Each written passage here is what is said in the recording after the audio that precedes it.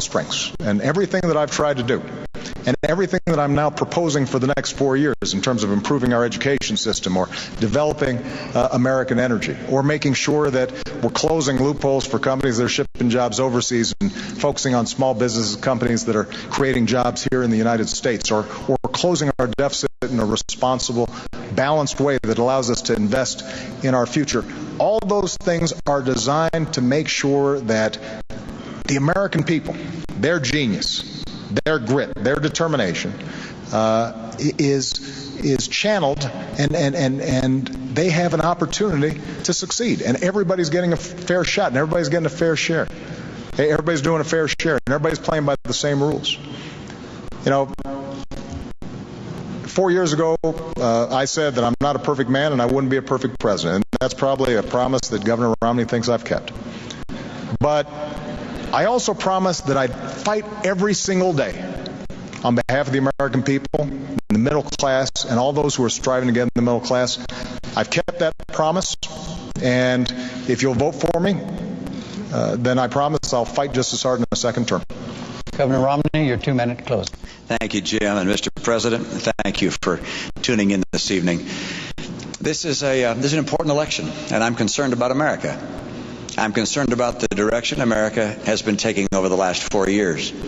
I know this is bigger than an election about the two of us as individuals. It's bigger than our respective parties. It's an election about the course of America. What kind of America do you want to have for yourself and for your children? And there really are two very different paths that we began speaking about this evening. And over the course of this month, we're going to have 2 more presidential debates and a vice presidential debate. We'll talk about those 2 paths, but they lead in very different directions. And it's not just looking to our words that you have to take an evidence of where they go. You can look at the record. There's no question in my mind that if the president were to be reelected, you'll continue to see a middle-class squeeze with incomes going down and prices going up. I'll get incomes up again. You'll see chronic unemployment. We've had 43 straight months with unemployment above 8%. If I'm president, I will help create 12 million new jobs in this country with rising incomes. If the president's reelected, Obamacare will be fully installed. In my view, that's going to mean a whole different way of life for people who counted on the insurance plan they had in the past. Many will lose it. You're going to see health premiums go up by some $2,500 per family. If I'm elected, we won't have Obamacare. We'll put in place the kind of principles that I've put in place in my own state and allow each state to craft their own programs to get people insured, and we'll focus on getting the cost of health care down. If the president were to be reelected, you're going to see a $716 billion cut to Medicare. You'll have 4 million people who will lose Medicare Advantage. You'll have hospitals and providers that will no longer accept Medicare patients.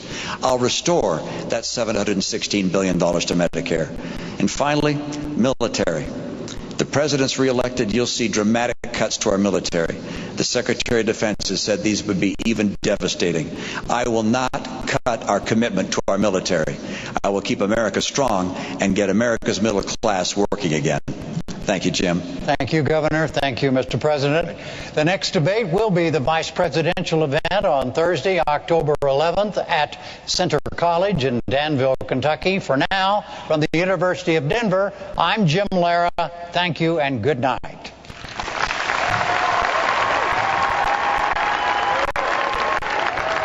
That is the end of the first presidential debate between Governor Mitt Romney of Massachusetts and President Barack Obama, moderated tonight by Jim Lehrer. It took place at the University of Denver. You see both men now being greeted by their wives on stage. Even this portion of the debate is negotiated ahead of time by the campaigns in terms of which members of their family will be joining them on stage. Things are negotiated down to this level of detail. In terms of how the overall debate unfolded, I personally do not know who won this debate. I do feel that we saw this debate format die a very painful death on camera tonight. The contrast between the candidates was stylistic as much as substantive. President Obama, I think, calm and professorial and basically explanatory tonight. Governor Romney more hyper, and I don't mean that in a negative way, but just sort of more amped, more assertive.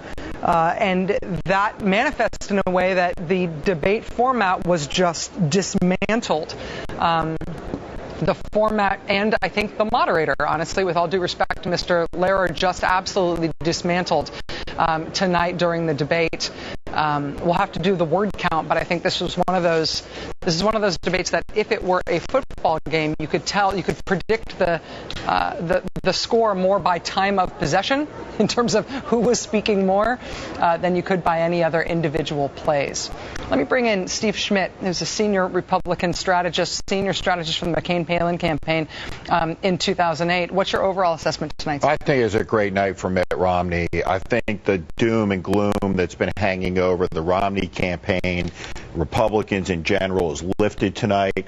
I think that the Democratic advance, which began literally a month ago when Clint Eastwood walked out on the stage with his empty chair, ended tonight. I think the race is going to tighten. I think Mitt Romney was in command of this from the beginning. I'm not sure that he lost an exchange during the entire debate. Just a startling performance, in my view, in just the context of how good Mitt Romney was. I thought that